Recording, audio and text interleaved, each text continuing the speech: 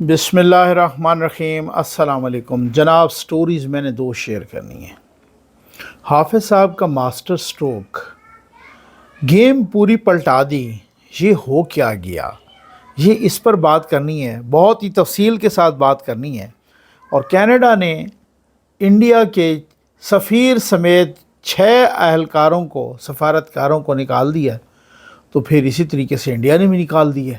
ये क्या चक्कर है, इस पर भी बात करेंगे। एक आर्टिफिशियल इंटेलिजेंस से बनाई गई तस्वीर जो बड़े बड़े महान सहाफ़ियों को चकमा दे गई, हामिद मीर साहब, हुसैन हक्कानी साहब और बहुत सारे साहबान, उन्होंने शेयर कर दी वो तस्वीर। सिंध हुकूमत की ऐसी तैसी फेर दी, बाद में पता चला वो तो तस्वीर थी ही जाली।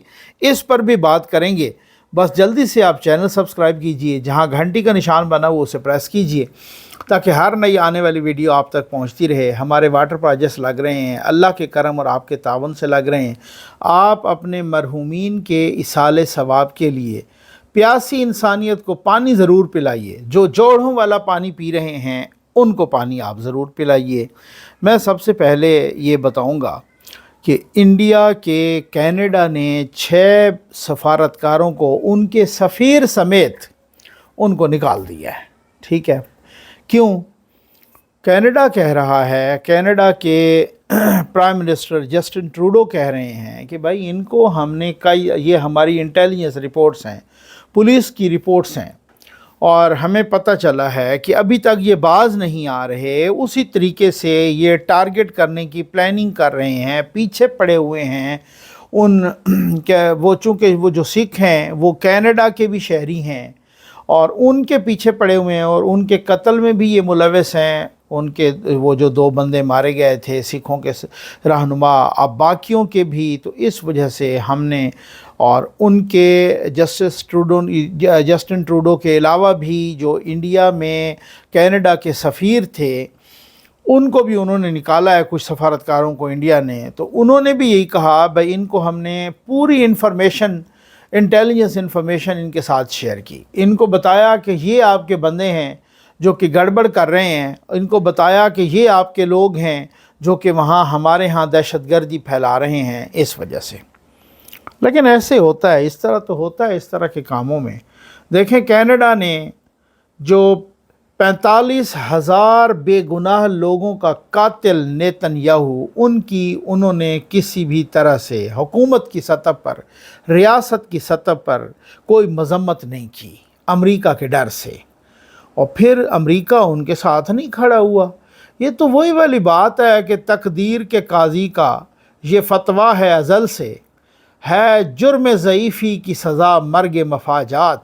ये उसी तरीके से है। अब अमेरिका उनके साथ नहीं दे रहा, यूके उनका साथ नहीं दे रहा, बाकी कोई नहीं उनके साथ, हालांकि उनको पता है कि इंडिया इनके मुल्क में कत्ल व गारत करवा रहा है, लेकिन फिर भी कोई साथ नहीं दे रहा क्योंकि इंडिया बहुत बड़ी इकॉनमी है, इंडिया बहुत बड़ी मार्केट है, इंडिया की आबादी बहुत ज़्यादा है, उन्होंने अपनी चीज़ें बेचनी है यहाँ पर, तो कौन उनके साथ उनका साथ दे। ये वर्ल्ड इसी तरह से नेशनल इंटरेस्ट की बुनियाद पे चलता है।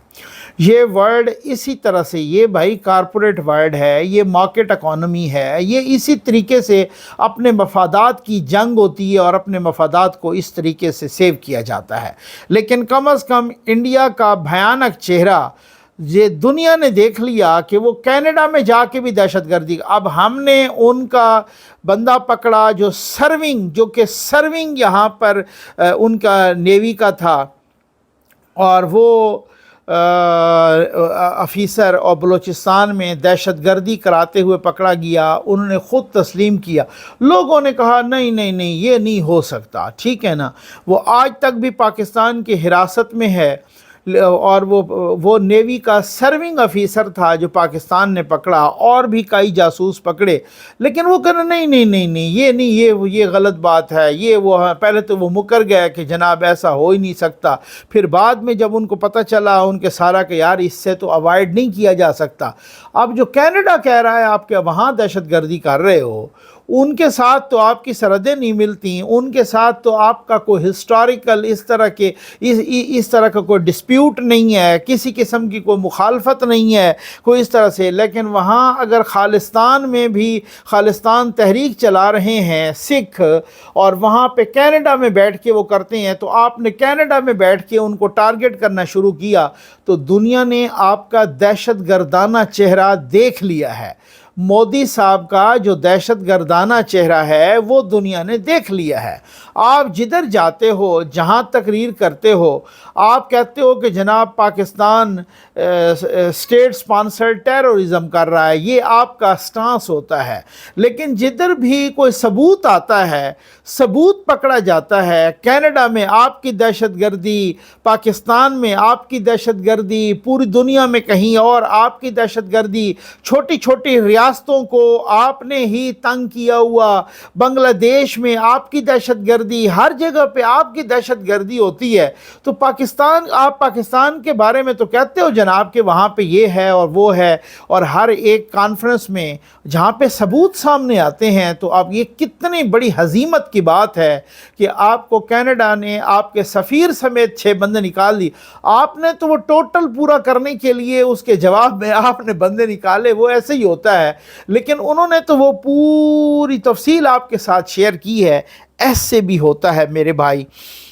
یہاں آج تھا احتجاج، اس احتجاج کا کیا بنا وہ تو میں آپ کو بتاتا ہوں۔ المان الحفیظ جو یوتھی اپنے لیڈروں کو گالیاں دے رہے ہیں، یار وہ سنانے کی نہیں ہے، جو ننگی گالیاں بک رہے ہیں اپنے لیڈروں کو، وہ تو خیر میں بتاتا ہوں آپ کو۔ لیکن اس سے پہلے یہ تصویر آپ کو نظر آ رہی ہے، یہ کراچی میں احتجاج تھا۔ وہ ڈاکٹر شاہ نواز کے قتل سے متعلق ایک سوسائٹی، سول سوسائٹی احتجاج کر رہی تھی، اور پھر تحریک لبیک والے بھی احتجاج کر رہے تھے۔ تو ظاہر ہے سول سوسائٹی کے احتجاج میں خواتین بھی تھیں، اور کچھ خواتین پر پولیس کا تشدد بھی ہوا وغیرہ وغیرہ، ٹھیک ہو گیا نا، اور نہیں ہونا چاہیے تھا، بالکل پکی بات۔ لیکن یہ تصویر جو آپ کو نظر آ رہی ہے، یہ اس تصویر کو لے کر بہت بڑے بڑے صحافیوں نے یہ تصویر شیئر کی ہے، ٹھیک ہو گیا نا۔ اچھا یہ کی کیسے ہے میں آپ کو بتاتا ہوں۔ اس تصویر کو لے کے حامد میر صاحب لکھتے ہیں، حامد میر صاحب اسی تصویر کو لے کر انہوں نے ٹویٹ کی کہ زمین پر گرائی گئی قوم کی اس نہتھی بیٹی کو چاروں طرف سے گھیرا ڈال کر سڑک پر گھسیٹا گیا۔ پوری دنیا نے کراچی میں اس تماشے کو دیکھا۔ یہ تماشا پاکستانیوں کے حافظے میں ہمیشہ محفوظ رہے گا۔ اس قسم کے تماشا کرنے والے ہمیں آئینی عدالت کے فائدے سمجھا رہے ہیں۔ یہ عدالت انہی ظالموں کا ہتھیار بنے گی۔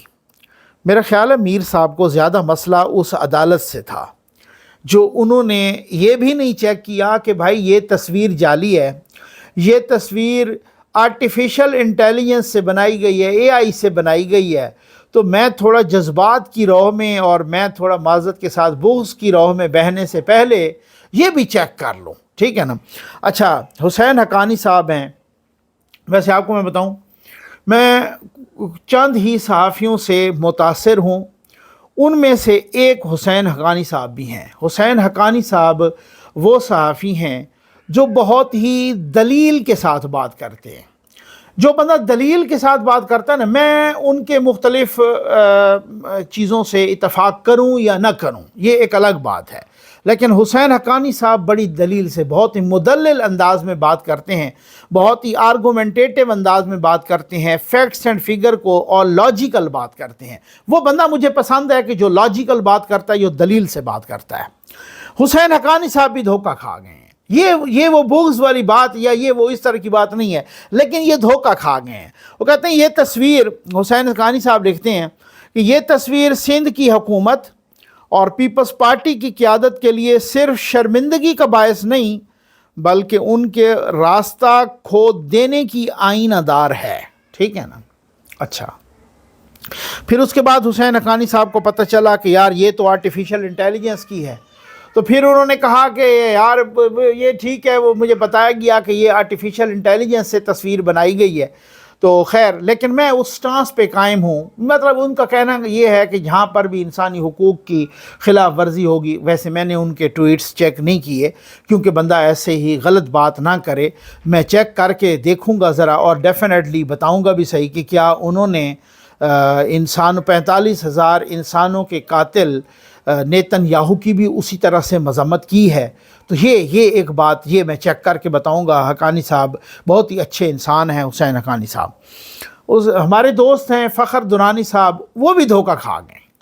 انہوں نے بھی اس کو کنڈیم کیا ہے اور یہ کہا ہے کہ اس طرح کے کچھ الفاظ تھے ان کے کہ یہ تصویر پتہ نہیں لاکھوں الفاظ پہ بھاری ہے، اس طرح سے یہ انہوں نے لکھا، اور اس تصویر سے وہ بھی دھوکہ کھا گئے ہیں. سر بات یہ ہے بالکل نہیں ہونا چاہیے، لیکن جہاں پر ہو نا، صرف ہمیں اپنے ملک میں نہیں. اب پہلے تو میں کہتا تھا کہ یار باقی ان کے ملکوں میں نا، یورپین ملکوں میں، یو کے میں، امریکہ کینیڈا میں، یہ بڑا ہی کوئی ہیومن رائٹس کے، ویمن رائٹس کے، اور وہ بڑے چیمپئن ہیں. اور یہ اس طرح سے جب یہ یو کے میں، جب یہ فرانس میں احتجاج ہوا، اب میں یقین کریں دکھا نہیں سکتا، میرے پاس وہ ویڈیو موجود ہے، دیکھا آپ نے بھی ہوگا. فرانس میں احتجاج ہو رہا ہے اور پولیس والے، یہاں تو یہ تھا نا کہ وہ کوئی ایک خاتون کو گھسیٹ کے لے کے جا رہے تھے ڈنڈا ڈولی کر کے، پولیس والیاں یعنی کہ فیمیل پولیس. وہاں تو میل پولیس کانسٹیبل آفیسر جو بھی وہاں پر، تو انہوں نے خیر سے اٹھا کے بالوں سے پکڑ کے خواتین کو جو احتجاج کر رہی تھی فرانس میں، بالوں سے پکڑ کے یوں الٹا اٹھا کے پٹخ دیا زمین پر. یعنی ایک کو نہیں، متعدد کو ایسے کیا.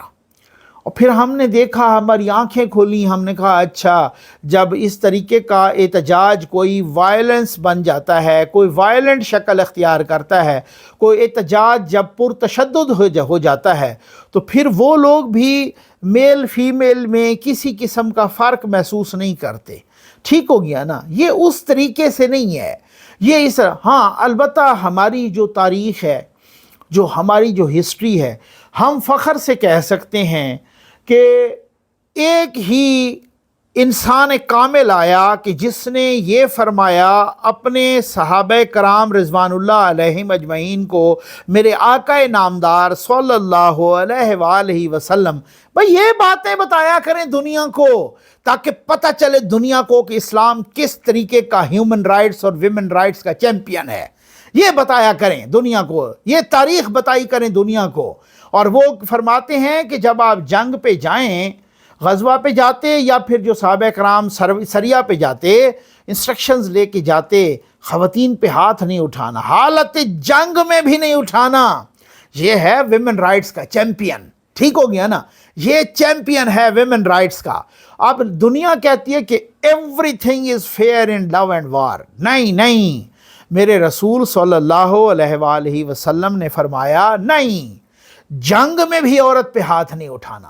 ٹھیک ہو گیا نا؟ یہ ویمن رائٹس ہوتا ہے. بھائی یہ بتاؤ نا، یہ بتائیں. اور یہ ایسے نہیں ہے. میں پڑھ رہا تھا، غالباً جنگ احد تھی اگر میں بھول نہیں رہا، یا ایک لڑائی تھی، کون سی تھی، اس پہ ایک صحابی ہیں حضرت ابو دجانہ، ٹھیک ہو گیا نا، رضی اللہ تعالی عنہ. انہوں نے تلوار اٹھائی تو ہندا نے چیخ ماری، ہائے میں ماری. ان کو گھمسان کی لڑائی جاری تھی، اس میں پتہ نہیں چلتا، تو تلوار اٹھائی تو یہ ادھر چیخی کہ ہائے میں ماری، تو بس انہوں نے تلوار یوں کر کے یوں روک لی. انہوں نے کہا کہ میرے رسول مقبول صلی اللہ علیہ وآلہ وسلم نے فرمایا ہے کہ عورت پر حالت جنگ میں بھی تلوار نہیں اٹھانی، ان کو مارنا نہیں ہے. ٹھیک ہو گیا نا؟ یہ بتایا کریں تاکہ دنیا کو پتہ چلے اسلام کتنا امن کا دین ہے، کہ جس کی تلوار بھی یہ فرق اور یہ کرتی ہے امتیاز کہ جی عورت پر حالت جنگ میں بھی نہیں اٹھانی تلوار. ٹھیک ہو گیا نا؟ ان کو حالت جنگ میں بھی قتل نہیں کرنا.